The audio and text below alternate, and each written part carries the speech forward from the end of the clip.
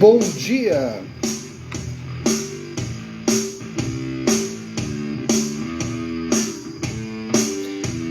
Domingo, dia 15. Já é tarde, tudo está certo. Bom dia, Ana Paula. Oi, Amanda. Bom dia! Filho dorme, ela arruma o uniforme, tudo pronto pra quando despertar. Ouvindo Pitch, Desconstruindo Amélia. Oi, Rosana, Silvia. E aí, Xande? Ela foi educada pra cuidar e servir. De costume, esquecia-se dela, sempre a última. Bom dia, Karim. Oi, Carolina.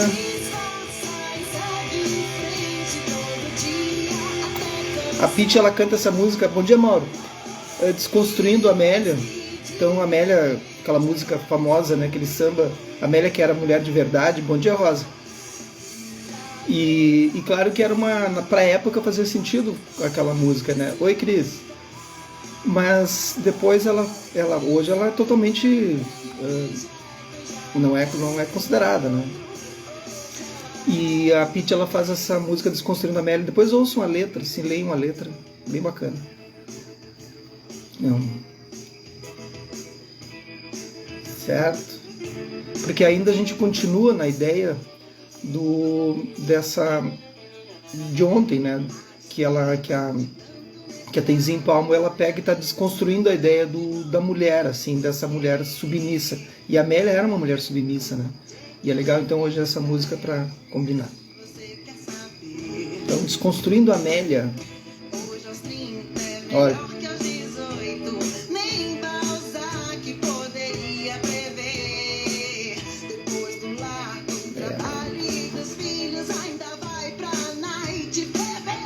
Entendeu?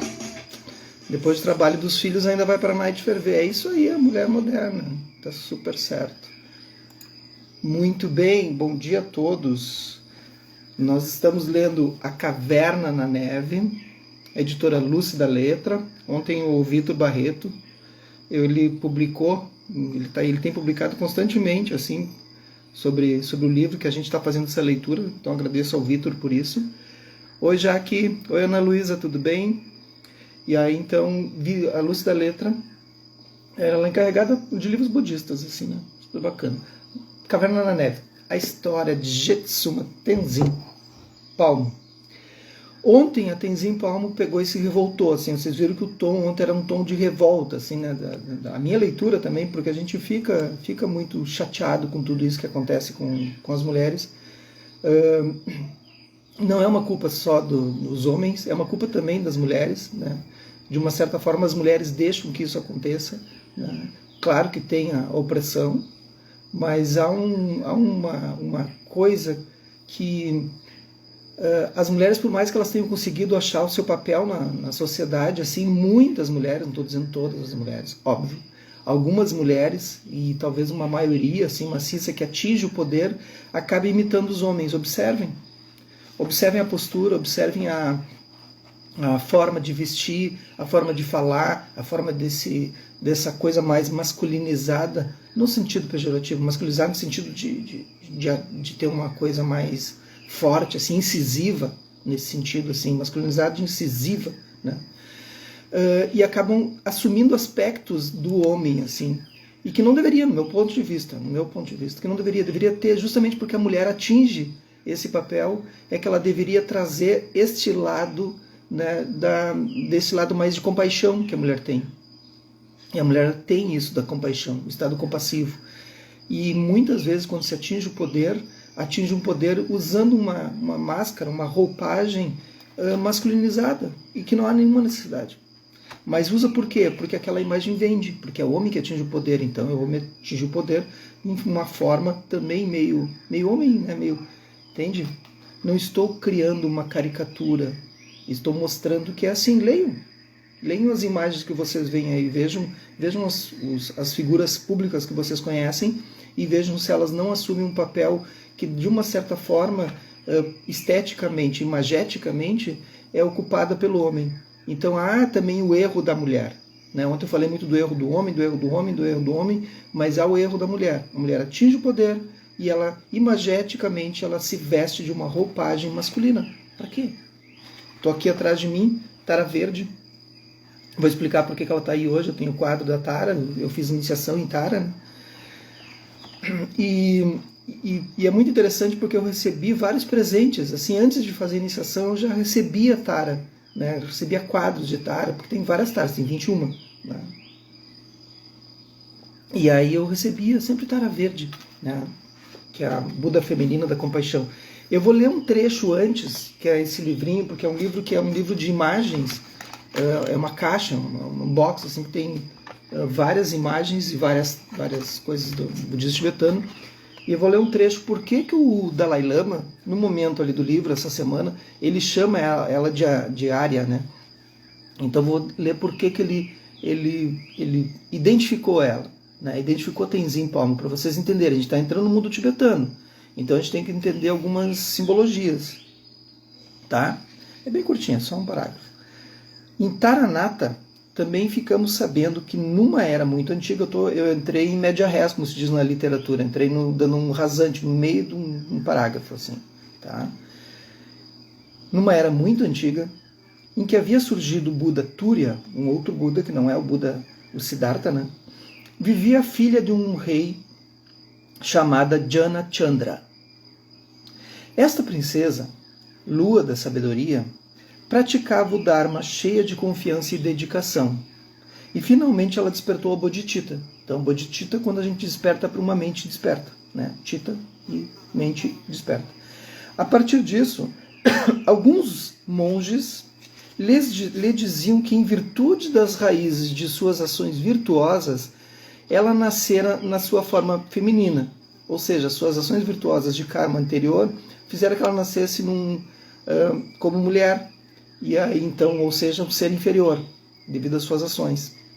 Mas que no futuro, se tudo der certo, com certeza renasceria num corpo masculino pelos seus merecimentos, de acordo com os ensinamentos. Olha só o que ela responde. A princesa, então, não poderia reconhecer qualquer sabedoria, visto, como ela argumentava, na realidade não existia nenhum si mesmo, nem a ideia de feminino ou masculino, e que só cabeçudos mundanos poderiam ter essa ideia. Então a ideia que no budismo a gente tem a ideia da dualidade, tá? Não vou entrar nesse caso agora. E ela prometeu que a partir dali só surgiria e agiria em forma feminina para o bem de todas as criaturas. Ela praticou por tanto tempo que alcançou a libertação e recebeu o nome de Aryatara. Aí que o Dalai Lama, quando encontra a Jetsuma Tenzin Palmo, a primeira vez ele olha para ela e chama ela de Anila, né, de Arya. Né, ele reconhece nela uma monja que já do budismo pré, né, a grande salvadora. Então, ela jurou diante do Buda Amoghasiddhi, que é o Buda Verde, o Buda da Compaixão, que a partir de então agiria para a proteção de todas as criaturas sencientes, para libertá-las do mar do sofrimento. Ela tornou-se a encarnação dos aspectos ativos e energéticos da compaixão. Então, que são símbolos tibetanos. Achei bacana trazer para vocês. Curtinho, depois segue, depois tem a sadhana com o mantra de Tara, Om Tari Tari Swaha. Mas ok. Bom, gostaram? Legal, né? Por isso que a Tenzin Palmo ela faz ontem o seu voto, né? Ela disse, eu vou me libertar, mas somente num corpo feminino, assim como a menina, né, Chandra, a Buda feminina. A escuridão, agora voltando para o nosso Caverna da Neve, a escuridão era pontuada por breves momentos de luz. Cerca de 1 ano depois de Tenzin Palmo estar morando em Dalhousie, deixa eu só fazer mais um parênteses, é muito legal de ler todos os quadros budistas tibetanos, assim, porque cada parte do corpo e cada coisa que ela está segurando tem um motivo para ela estar na lótus, tem um motivo para ela estar com a perna assim, para frente, tem um motivo para ela estar com os 3 dedos para cima, tem toda uma simbologia, é muito legal de ler isso, assim, estudar a simbologia. Então tu chega num templo, tu diz, eu sei por que está com a perna desse jeito, que está dobrada, que não está dobrada, porque ela está... Eu acho bacana essas imagens. Cerca de 1 ano depois de Tenzin Palmo estar morando em Dalhousie, A indômita Ali viajou para ver a filha. Quem me dera poder fazer algo de significativo da minha vida, disse ela, né, a mãe da Tenzin. Bem, nesse caso, por que não vende sua casa e vem conhecer os lamas? Olha que fácil. Tenzin Palmo respondeu. Li fez exatamente isso e chegou em Dalhousie carregando fitas do Bob Dylan, beleza? E um esforço para atualizar Tenzin Palmo em uma cultura ocidental. Ela adorou tudo na Índia, o estilo de vida, os tibetanos, a doutrina budista, e decidiu tomar refúgio em Kantru Rinpoche, dessa forma comprometendo-se oficialmente com o caminho budista, como a filha havia feito. Na manhã da cerimônia, enquanto ainda estava na cama, ela teve uma visão de Tara, o Buda feminino da ação compassiva, está aí, sorrindo beatificamente para ela e lhe dando uma flor. Então, imagina assim, né? A mãe vem, sonha com Tara, né? Porque Tara está lá, tempos remotos, numa era muito antiga, milênios, não se sabe quanto tempo atrás, não se sabe. E aí está ali a sua filha agora, novamente reencarnando essa ideia, assim, essa consciência. Não pense em corpos, pense em consciências, né? Em consciências que vão se projetando, né? E aí estava a filha dela ali. Aí, então a Tara vem e entrega uma flor para a mãe, agradecendo que ela, né, ela pariu, né, uma nova Tarinha. Ela teve uma estada maravilhosa e queria morar na Índia permanentemente, disse Tenzin Palmo, mas não aguentou a comida, o clima e a falta de conforto. Por isso voltou para a Inglaterra depois de 10 meses. A vida continuou. Havia excursão de sábado à noite até a loja de doces Bengali em busca de gulab jamuns, que eu não sei o que é, uma comida indiana, e o piquenique ocasional, que no típico estilo tibetano às vezes durava dias e dias. Houve um famoso piquenique que começou para ser de 3 dias, passou para 10 e depois foi esticado para 20, um kerb, né? A comida podia ser muito fraca, mas a capacidade dos tibetanos para se divertir ainda estava intacta. Certo dia, em 1967, quando obteve uma renda inesperada de 400 rúpias, cerca de R$23, Tenzin Palmo fez uma jornada ao Sikkim, do outro lado da Índia, para receber a ordenação completa de Karmapa, chefe da tradição Kagyu e amigo próximo de Kantru Rinpoche.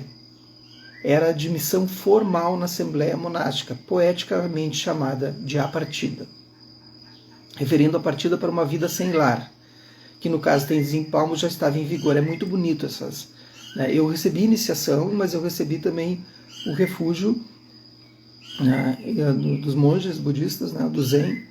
Mas quando tu atinge o estado de monge, né, ou de sansei, é muito legal porque tu te despede da tua família, esposa, marido, né, mulher, filhos, despede de uma forma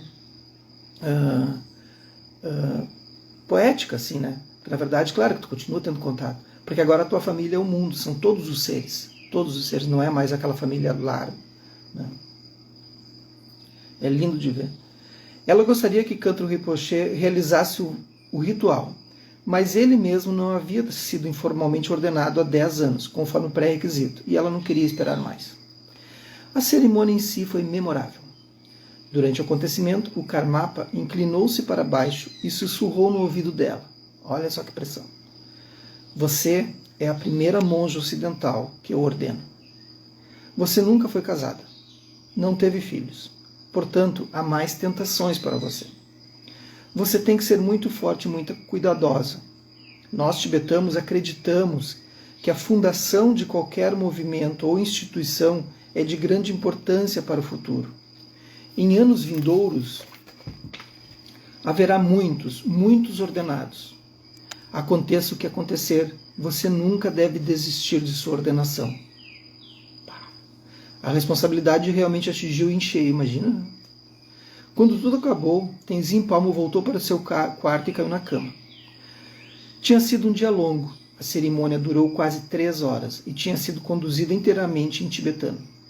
Ela adormeceu imediatamente, apenas para ser despertada por uma batida ruidosa na porta e uma voz gritando: Usha chegando, Usha chegando. Saltei da cama e voei de volta ao mosteiro, pensando que alguém importante estava prestes a chegar. Quando cheguei lá, encontrei o Karmapa em uma sala lateral, sentado em um trono alto com uma caixa de chapéu diante dele. Naquele momento percebi que Usha era o nome honorífico de chapéu, e o Karmapa iria realizar a cerimônia de chapéu preto. Tenzin Palmo estava prestes a ser espectadora de um dos rituais mais místicos e poderosos do budismo tibetano. Feito, segundo dizem, do cabelo de 100.000 dakinis, que são os poderosos espíritos femininos, as dakinis. O chapéu preto, ou coroa, é considerado um objeto místico de incrível poder. Acredita-se que esteja sobre a cabeça de todos os Karmapas, visível para aqueles cuja visão para o suficiente para vê-lo, e afirma-se que seja capaz de liberar os seres que conseguem vê-lo. Então é a roupa do rei, O Karmapa tirou a réplica terrena da caixa, ergueu-a no ar e colocou-a na cabeça. Ao mesmo tempo, construiu em sua mente o verdadeiro chapéu preto, recitando o mantra de Cherezing, o Buda da compaixão, ou Kanon, para quem é do Zen, aí é o Kanon, ou Avalokiteshvara do sânscrito, ou Mani Padme Hum. Já falei sobre esse mantra, o que significa. Tenzin Palmo, sentada aos pés do Karmapa, foi subitamente tomada pela emoção. Eu já estava emocionalmente agitada, e ali as lágrimas de devoção absoluta começaram a rolar para o meu rosto. Quando acabou, todo mundo foi receber a bênção, mas eu não conseguia me mexer. Estava vazia. As pessoas foram embora e eu ainda estava lá sentado. O Karmapa estendeu as mãos para mim. Levantei e fui ter com ele. Ele colocou as 2 mãos na minha cabeça e me deu sua bênção. No dia seguinte, ela foi visitar o antigo mosteiro de Rumtek, outrora pertencente ao Karmapa, agora deserto. Em um cômodo, havia um buraco nos tijolos, e por alguma razão totalmente imprudente em um lugar subtropical como Sikkim, Tenzin Palmo teve o ímpeto de enfiar a mão. Imprudente porque poderia ter uma aranha ali. Dali de dentro, ela extraiu um artefato de osso feito de uma peça lindamente esculpida, amarrada como uma rede. Era idêntico ao ornamento usado pela poderosa divindade tântrica feminina Vajrayogini.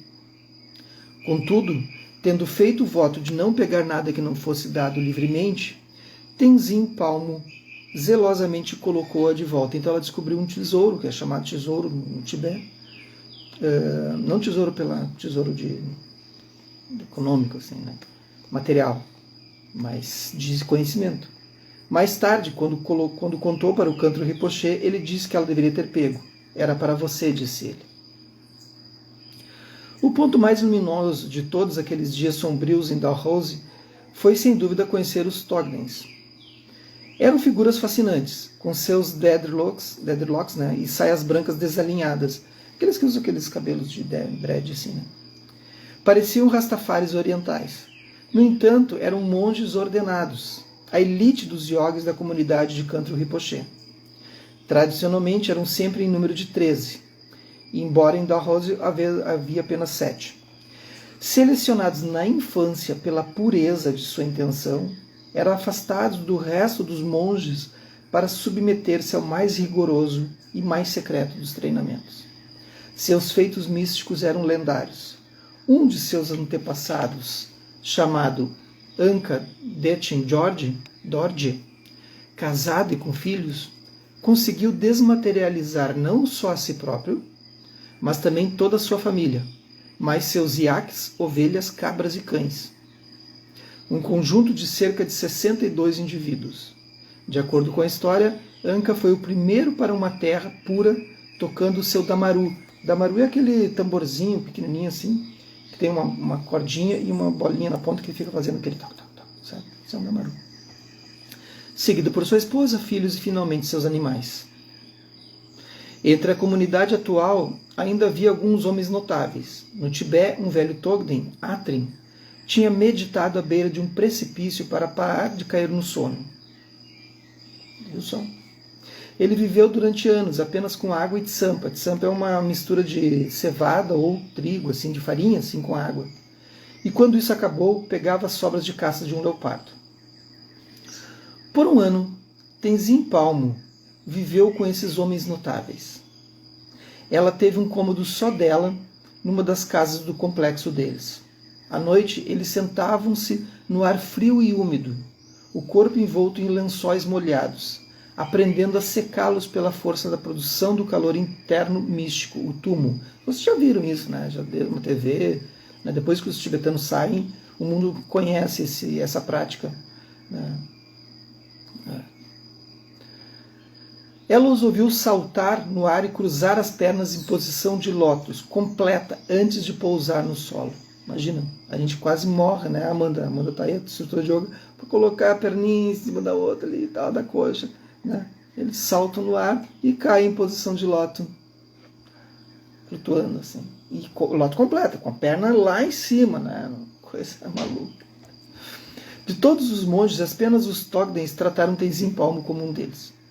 Uma vez, fui procurá-los e os encontrei reunidos em uma sala totalmente nus, preparando-se para algum ritual. Treina aí, Amanda, quero ver tu fazer isso. Entre a Nila, disseram, né? Já não vou segunda-feira, já não vou na aula, já deu pavor. Entre a Nila, né? Eles chamaram completamente à vontade. Eu recuei rapidamente e fechei a porta. Aquela coisa ocidental, né? Ver um corpo nu ali, acha que vai acontecer alguma coisa. Em outra rara ocasião, quando fui convidada a participar de uma iniciação, estava indo para os fundos do templo quando um dos Togdens me chamou para a fila da frente, para sentar ao lado dele em seu tapete de pele de tigre. Sentei lá por horas, imóvel, tentando ser como uma Togden, mas fiquei gelada. De repente senti um aquecimento. O Togden ao meu lado, eu não sei bem se é Togden se diz, tá? Então, para quem tem aí o conhecimento, que me corrija depois. Ao meu lado tinha posto seus longos dreads no meu colo, cobrindo-me com um cobertor de cabelo. Aí ela disse, né? Eu me preocupava com o cabelo deles, pensando que devesse estar cheio de piolhos. Quando falei isso para um deles, ele se abaixou e me deixou olhar. Era completamente limpo. Quando nadavam no rio, os dread caíam como cordas até os seus pés e os monges pequenos agarravam e giravam em redor, brincando como se fosse um pau de fita, assim, fazendo aquelas brincadeiras. Contaram-me que no Tibete, quando eram escolhidos para ser Togdens e levados para as cavernas, eles ficavam muito animados, porque sentiam que agora iriam se tornar yogis. Todavia, nos primeiros 3 anos, eram instruídos a não fazer nada, além de observar sua mente e praticar bodhicitta, a mente altruísta. Faziam isso e nada mais por 3 anos. Eles disseram que era nesses 3 anos que sua mente se transformava. Então imagina, né? 3 anos praticando a meditação. Depois disso, todas as muitas práticas que faziam eram apenas construídas sobre aquela fundação. Uma vez um deles me disse, você pensa que nós yogis fazemos alguma prática muito elevada, fantástica, esotérica? E que se você tivesse os ensinamentos também poderia decolar para valer? Deixe-me dizer, no entanto, olha o que ele disse, isso que é muito importante. Deixe-me dizer, no entanto, que não estou fazendo nada que você não tenha sido ensinada. A única diferença é que eu estou fazendo e você não. Sensacional, né? Então, quando as pessoas me pedem, eu quero uma prática diferente, uma coisa, eu estou fazendo uma prática eu quero fazer uma prática mais incrível, porque eu estou enjoado de só ficar observando minha respiração e tudo mais. É óbvio que eu sei de práticas diferentes, né? Fui treinado para isso, né? E que eu não dou em aula, não dou em live, não dou, porque são práticas que a gente aprende e que só pode praticar nos templos, né? Mas não é porque ela é incrivelmente incrível, né, que vai te fazer levitar, né, alguma coisa assim. Na verdade, se tu não estiver praticando o aspecto básico, que é a respiração, tu não vai atingir essa porta. Nunca. Jamais na vida. Entendeu? Então tem que praticar. Então a única diferença é que eu estou fazendo e você não. O surpreendente desses yogis é que são tão comuns. Tenzin Palmo continuou, não há nenhum ego ali. São pessoas maravilhosas, totalmente não julgadoras, totalmente despretensiosas, absolutamente livres de autointeresse, e as pessoas mais fáceis do mundo para se conviver. Suas mentes são tão vastas, Uma vez alguém me mandou uma fita de cantos gregorianos e eu toquei bem baixinho para não perturbá-los. 10 minutos depois, bateram na porta. Era um dos Togdens. Você pode aumentar porque eu não consigo ouvir? Ele falou. E depois de ouvir por um tempo, ele perguntou, e seu Pudgy é cristão? Quando eu respondi que sim, ele comentou bastante melancólico. Nós não somos assim, né? Depois disso, ele costumava vir e tocar a fita por si mesmo. Então, claro, né, tem uma diferença dos Pudgys, né? E o canto gregoriano é lindíssimo, né, gente? Vai, coisa... Vivendo em estreita proximidade e intimidade com os Togdens, o instinto natural para cuidar de um homem que ela havia suprimido após recusar o pedido do namorado japonês ressurgiu de novo. Eu pegava as roupas deles, lavava e tentava remendá-las. Eu queria tanto servir. As roupas deles estavam em péssimo estado. Eles não tinham dinheiro e não possuíam nada. Mas não admitiram nada daquilo. Ficaram horrorizados com a quantidade de tempo que levava e não me deixaram continuar. Né? Tu está perdendo tempo costurando a roupa, vai praticar, vai praticar, vai praticar. A verdade é assim, né? Claro, a gente vive num mundo completamente diferente disso, né? Mas a gente tem um monte de coisa que a gente faz que desperdiça muito tempo, gente. Muito tempo, muito tempo. Então, às vezes, eu tenho que cuidar. Olha as bobagens que eu tenho que cuidar, assim. Eu tenho que cuidar para não aparecer sempre de camiseta branca, né? Porque eu já falei que eu uso camiseta branca. Enfim. Porque senão vão achar que é sempre a mesma live, né? Porque, enfim, a pessoa olha, é a mesma de ontem, né? Eu tenho umas 30 camisetas brancas. Eu tenho uma gaveta de camisetas brancas. Porque para mim eu chego, abro, coloco uma camiseta branca e tô pronto. Eu não tenho que estar pensando, entendeu? E isso não faz sentido para mim. E isso me incomoda, assim. Então, amanhã, qual é a camiseta que eu tenho que botar, hein? Porque senão vão dizer, mas é a mesma de onde eu ouvi isso. É que eu fui olhar, era a mesma. Bota uma camiseta e vai praticar. Enfim, não incomoda. Né? A diferença é que um pratica, o outro não. Fica pensando que camiseta vai pôr. Aí tu perde um tempão pensando nisso. Isso é um budista irritado falando. Budista sem paciência. Mas olha... No entanto, a primeira impressão, a primeira lição que os Togden... É legal isso, né, Tracy? É praticidade, mas é que daí a sociedade fica ali, tu tá usando sempre camiseta branca nas lives. No entanto, a primeira lição que os Togdens ensinaram a Tenzin Palmo foi que a deixou a impressão mais forte. Se alguém pergunta que realizações você teve, você responde nenhuma. Tem votos, né, que a gente faz. No início das práticas já. Que tu não fala das realizações que tu tem. Porque comparado aos Budas, não é nada. E de qualquer modo, quanto mais realiza, mais você realiza que não há nada para realizar. Disseram. Foi um conselho que ela lembraria para sempre. Um dia Tenzin Palmo ouviu falar de Tondemas. Né, Mari? Saudade de ti. As mulheres equivalentes aos Togdens. Então, as Tongdenmas.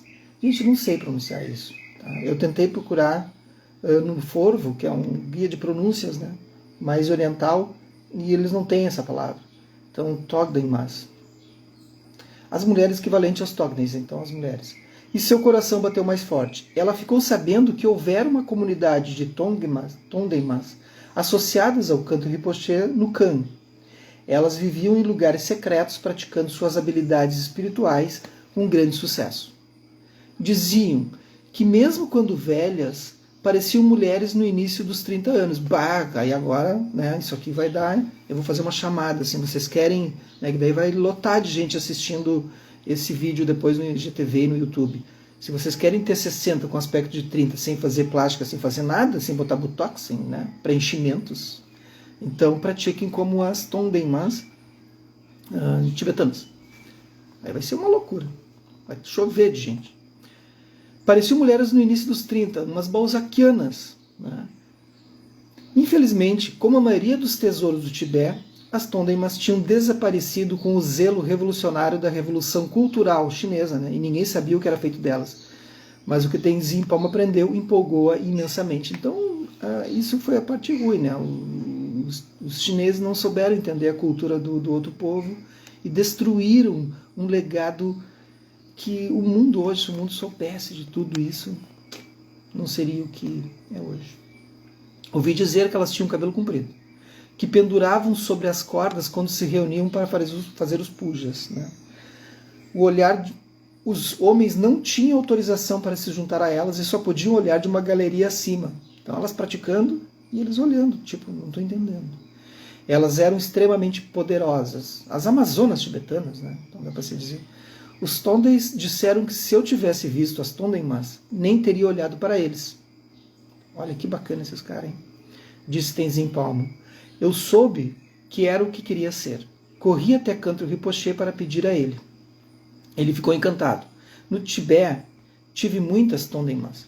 Ele disse, mas agora não tem nenhuma. Rezo para que você se torne um instrumento para restabelecer a linhagem Tondema. Como todos os desejos de Tenzin Palmo de progredir no caminho espiritual, esse também foi frustrado pela oposição da comunidade. Ela continuou a receber os ensinamentos mais elementares. Um dia, ela finalmente cansou. Enche o saco, né? Fez as malas e se preparou para dizer adeus ao Kantro Rinpoche, o homem que a guiara por centenas de anos e que nesta vida tinha sido tão difícil de encontrar. Indo embora? Você não vai embora, disse ele. Onde pensa que está indo? Exclamou Kantro Rinpoche. Você sempre será meu lama em meu coração, mas parece que tenho que ir para outro lugar para obter ensinamentos. Caso contrário, poderei morrer e ainda não ter recebido dharma algum. Ela respondeu. Uma coisa eu garanto, você não vai morrer antes de ter todos os ensinamentos de que precisa. Ele prometeu e fez os arranjos para ela ser ensinada por um dos Tondeis. Ajudou, mas não o suficiente. Na opinião dela, a situação ainda estava longe de ser satisfatória. E então um dia, Kantro Rinpoche virou-se para ela e anunciou: agora está na hora de você ir embora e praticar. Sua aprovação havia acabado. Ela olhou para o guru e sugeriu o Nepal. Kantro Rinpoche sacudiu a cabeça. Você vai para Lahore, disse ele, referindo-se à remota região montanhosa, mais ao norte do Himachal Pradesh, na fronteira com o Tibete. Era famosa por seus meditadores e mosteiros budistas, especialmente aqueles iniciados por um discípulo do sexto Kantro Rinpoche, o yogi de quem Tenzin Palmo fora próximo em uma vida anterior. Dessa vez, atendendo alegremente os desejos do seu guru, Tenzin Palmo empacotou seus poucos pertences e partiu. Haviam encontrado um Gompa, uma comunidade monástica, para acomodá-la. Em 1970, ela com 27 anos, lembra que ela foi ordenada com 21, ela ficou 6 anos naquele estudo meia boca ali. 27 anos de idade e um outro estilo de vida inteiramente novo o aguardava. Amanhã ela começa, ela ainda não começou e já passou tudo isso. Então a gente pensa assim, né? A gente tem esses contatos com essas civilizações, com esses ensinamentos e a gente fica já incrivelmente modificado só com as migalhas, porque o que a gente recebe das práticas de meditação, o que a gente recebe do yoga, né? O que a gente recebe do Ayurveda, né? São migalhas, gente. Né? Porque o Ayurveda é uma parte dos Vedas, né? É uma parte, não é toda ele, é só uma parte. Né? Então a gente recebe algumas migalhazinhas e mesmo assim aquilo já transforma a vida da gente, a gente já consegue transformar mais centenas. Agora tu imagina tu ter as iniciações completas, assim, completas, tu ir para um lugar e receber todas essas informações por décadas, assim. Eu gostaria muito. Nessa vida eu não vou ter acesso a isso, mas eu já fiz votos e na próxima eu volto. E volto. Bem mudado. Certo? Então, a gente começou aí com a música Desconstruindo Amélia. Então, depois vocês ouçam.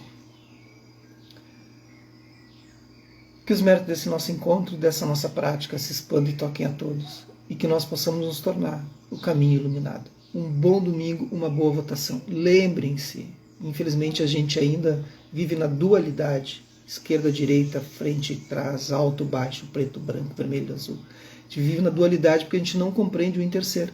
Quando a gente atingir o estado de interser, não existirá mais direita e esquerda. Não existirá mais essas oposições. Oposição é uma dualidade da mente. E dualidade significa avidya, ignorância da mente. Infelizmente a gente vive no mundo relativo, não no mundo absoluto. No mundo de terra pura, no mundo dos Budas. Então a gente vive nesse mundo relativo, a gente precisa se orientar entre esquerda e direita, frente, trás, né, alto, perto, longe, perto.